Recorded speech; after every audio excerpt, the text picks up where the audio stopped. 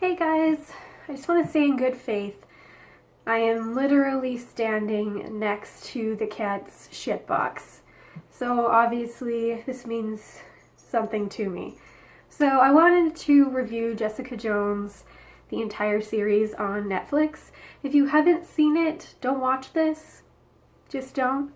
A quickie review for people that don't want spoilers but want to know if it's worth watching. I would say it's incredibly close to Daredevil. It's kind of a completely different idea in that she's a retired superhero, but it's just as good as Daredevil, if not better. It really brings such an atmosphere to it that Marvel's Agents of S.H.I.E.L.D., I don't even know what it's called because I don't watch it, doesn't so much. It's acted wonderfully. All the characters are so believable and so human and so relatable, and I highly recommend it. I really, really do. The themes that get touched on in it is for real. So that's why I'm reviewing this. Mind me while I just kick his shitbox. Okay, so spoiler time. So if you haven't seen it, you can just go. Thanks. Okay, so I sat down and I watched Jessica Jones. I watched the first 4 episodes in a day, and then I had to wait to watch it with my fiance, who turned out not to be interested in it because basically he's a man. And sometimes men have a hard time kind of identifying with a lead that is not of the same sex. I personally don't have that problem, although I do like to see females represented in games so that I can choose to play a female, but if I'm stuck playing as a male, it's not a big deal. But he kind of had an issue with that, so I just went through it and kept watching. So basically what I wanted to say is that Jessica Jones does not fuck around. It deals with extremely heavy, dark topics. My dog and the cat are warring.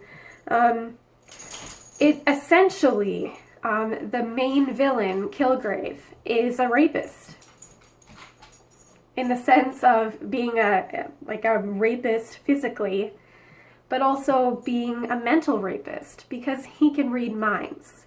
And not read minds, I guess, but he can control minds and he can tell you what to do. So basically you can become his toy, and until he releases you, you have to do whatever he says to do, including killing yourself, killing someone you love, having sex with him, being in love with him, everything.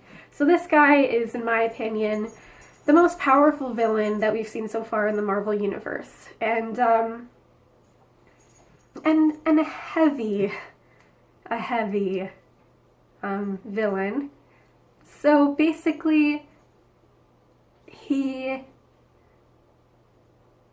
is obsessed with Jessica, who he used to control back in the day, and he was in love with her, and he made her kill people and do awful things that she would have never done originally by herself, obviously, because she's a good person. And then one day she just snapped and became immune to his powers.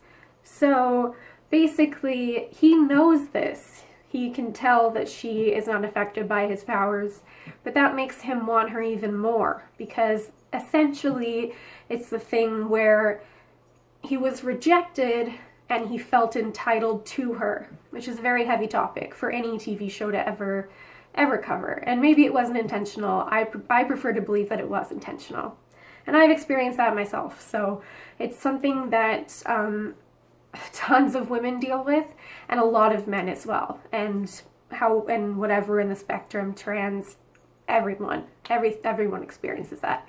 So because he wants her, he goes out of his way to destroy aspects of her life that she's worked so hard on, like building back up after what happened to her. And so he's trying to kill friends and does, and he's trying to kill the guy that she has feelings for, which is obviously Luke Cage. And he's just going after her, making her miserable. That's all that he wants, is to make her miserable. And he wants her to come to him on her own whim. He wants her to choose. And obviously that's because he knows that he can't control her. It takes a very long time to figure that one out, which I think kind of sucked, but he wanted so much for her to just want him back without having like any influence on her. So, you know, that can fall into the category of, if like going kind of off the cuff, would be like under the influence of drugs, alcohol, being forced, being tied up, being whatever. So it's a very strong rape theme, and the fallout that occurs when, in this case, a woman says no to a guy who feels entitled to her time and her body. So that is incredibly brave to me, that they would go so far as to put that on TV and to really play it out that way. What's even more impressive is that they don't use rape as a trope to explain why she's fucked up and she's always going to be fucked up and she's never going to change and all of that kind of wonderful stuff. They take that away. They don't say, they just don't use that as her crutch for being shitty and for choosing to stay that way. Instead, it becomes something that she challenges, that she goes forward with and wants to stop. Wants to stop not necessarily for herself, but wants to stop it for someone else who will be in the same position as her, and she knows how horrific it is. So they really handled rape in the most appropriate way possible. It was not used as, you know, like a character builder. It wasn't used as just this tragic story. It was used to prove how strong she was, that something so terrible happened to her. She was, you know, she's forced to kill people. She's forced to be with this person who is absolutely terrible. She's forced to fear for her life, for her friend's life, and she still turns to be a hero when a lot of people would turn bad or accept that life is bad and kind of find ways to cope that are maybe not the healthiest.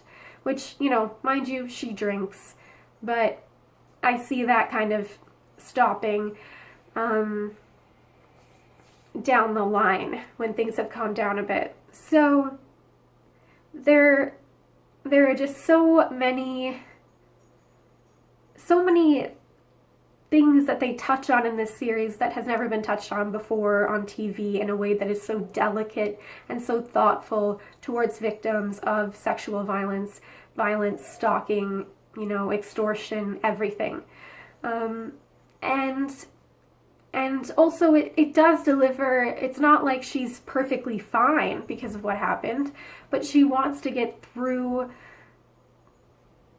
it and be herself again, and she wants to be a good person, and she's working on it, and I think that that's so wonderful. She even gets to say to Kilgrave's face, "You raped me," while he said, "No, you wanted it," which is often something that is used against women, that we're asking for it. So, I mean, it was just the most human character I've ever seen in a Marvel movie or TV show. It was handled brilliantly, and I really found it to be cathartic considering my situation earlier this year and previous situations, and I think it will be cathartic for other women, men, everyone who has experienced sexual violence, who has experienced domestic violence, abuse, anything by the hands of someone who supposedly loves them. Loves them but doesn't show it. Lady's trying to eat dog shit, or cat shit, that's what she does. So I really could not recommend Jessica Jones anymore. I don't have enough wonderful things to say about it. It was cathartic for me because I've really struggled with, like, I wish that I could stop this person. I wish that I fought harder to get him in court. I wish that I had done things differently to ensure that that piece of shit does not walk around free. But to see someone who I found a lot of elements of her to be very similar to me, and to see her get through it, to get justice, to end him, I mean, it was just wonderful to experience, and hopefully that, opens up for next season to be a little bit less focused on that part and a little bit more about the healing and trusting people and pretty much everything. So, I mean, I'm on my lunch break for work, so I can't go on forever, but I absolutely recommend Marvel's Jessica Jones on Netflix. I recommend a binge watch. I recommend watching it more than once, especially for women who have had experiences like this in their life, because none of it is especially triggering. Some might be, everyone has different triggers, but they are very careful in the way that they present it, and it's just such a thoughtful piece of television, and I really believe that everyone should see it, men and women, and everything in between. So that's my review of Marvel's Jessica Jones. Please check it out because it's awesome, and if you have them, please let me know your thoughts down below, and I will have another video up sometime in the future. Okay, thank you so much for watching. Bye.